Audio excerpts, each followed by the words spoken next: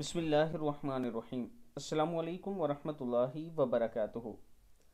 عابد راجی channel کی طرف سے آج میں اپنے دوستوں کو رسول اللہ صلی اللہ علیہ وآلہ وسلم کا ایک فرمان بتاؤں گا۔ حضرت انس رضی اللہ تعالیٰ عنہ فرماتے ہیں کہ نبی اکرم صلی اللہ علیہ وآلہ وسلم نے فرمایا، آپس میں قطع تعلق نہ کرو، ایک دوسرے سے بے رخی نہ اختیار کرو، باہمی دشمنی اور بغض نہ رکھو،